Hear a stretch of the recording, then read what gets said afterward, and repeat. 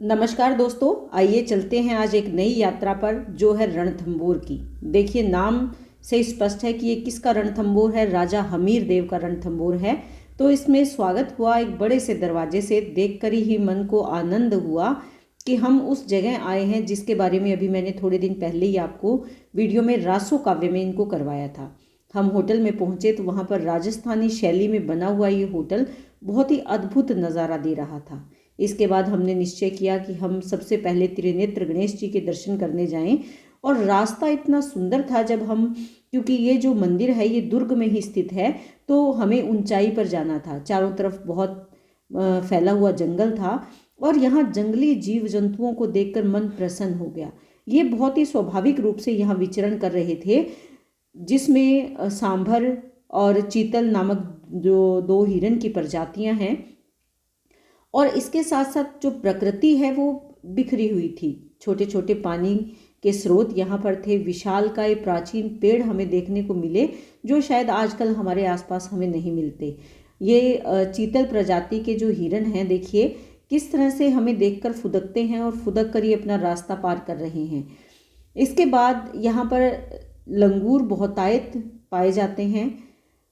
बंदर, मोर, तोता और अन्य जीव जंतु, वन्य प्राणी यहाँ पर खूब है। इसके साथ साथ ये बाघ के लिए भी काफ़ी प्रसिद्ध है, लेकिन हमें बाघ देखने को नहीं मिला।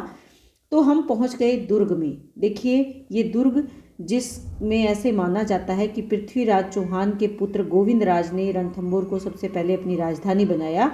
और उसके बाद यहाँ पर अलावा अगर देखें तो प्रहलाद, वीर नारायण, नाहर देव और सबसे प्रसिद्ध यहाँ हमीर देव, महाराणा कुंभा, राणा सांगा, अलाउद्दीन खिलजी या शेरशाह सूरी जैसे शासकों ने भी यहाँ पर शासन किया।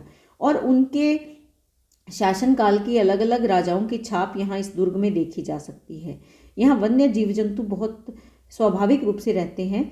तो हमें दुर्ग में जाने के लिए बहुत सारी सीढ़ियों को पार करना था, जिसके बाद हम गणपति के दर्शन कर पाते। देखिए, ये वो स्थान है जहाँ हमीर देव चौहान ने अपना शासन किया। ऐसा माना जाता है कि उन्होंने 17 युद्ध किए, जिसमें से 13 युद्धों में उन्होंने विजय प्राप्त की थी। और दुर्ग की विशालता देखकर हम इस बात का अंदाज़ा लगा सकते हैं। और इसी दुर्ग में हमीर देव के वीरगति को प्राप्त होने के बाद जो यहाँ की रानी थी, उन्होंने सबसे पहला शाका किया था, यानी जोहर प्रथा जो 1301 में हुई थी, वो भी सबसे पहले यहीं पर हुई। रानी रंगा देवी ने यहाँ पर जोहर किया था। तो ऐतिहासिक दृष्टि से देखें तो एक बहुत महत्वपूर्ण स्थान है। हमीर देव चौहान के बाद इस दुर्ग का जो जीर्णोद्वार है वो जयपुर के राजा पृथ्वी सिंह और सवाई जगत सिंह ने करवाया था। महाराजा जो मानसिंह थे, उन्होंने इस दुर्ग को शिकारगाह के रूप में परिवर्तित कर दिया। और आज़ादी के बाद अगर हम देखें तो 1964 में इसे भारतीय पुरातत्व सर्वेक्षण के नियंत्रण में दे दिया गया। यहाँ पर जो अभी आप देख रहे हैं, ये वो स्थान है जहाँ पर ऐसे माना जाता है कि ये जो हमीर देव है, उनके पिता के मृत्यु के बाद ये छतरी नुमा जो भवन है, विशाल भवन बनाया गया था और यहीं पर बैठकर वो न्याय भी करते थे। इस दुर्ग में अलग अलग भाग हैं, अलग अलग खंड हैं, जिसमें अगर देखें तो नौलखा दरवाज़ा है, तोरण द्वार है, हाथी पोल है, सूरज पोल है, गणेश पोल है, जोगी महल है और त्रिनेत्र गणेश मंदिर के साथ साथ देखिए, ये त्रिनेत्र गणेश मंदिर को जाने वाला रास्ता है। यहाँ श्रद्धालुओं के द्वारा जो बांधे गए धागे हैं, ये उनकी श्रद्धा का प्रतीक है।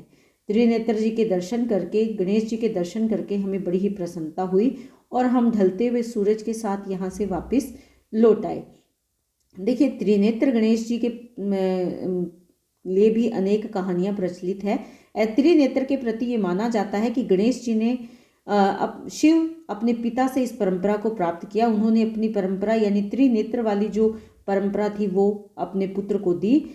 और हमीर देव जब खिलजी से घिरे हुए थे, तब यहाँ पर गणेश जी स्वयंभू उत्पन्न हुए, ऐसा माना जाता है। और डूबते हुए सूर्य के साथ जैसे हम वापस आ रहे थे, मन तो नहीं था, लेकिन समय के अभाव के कारण हमें वापस आना ही पड़ा। तो ये एक छोटी सी यात्रा थी। त्रिनेत्र गणेश जी के दर्शन हमने किए जो बहुत ही सुख भरे थे। उम्मीद करती हूँ कि ईश्वर सबकी कामना पूर्ति करे। बहुत धन्यवाद।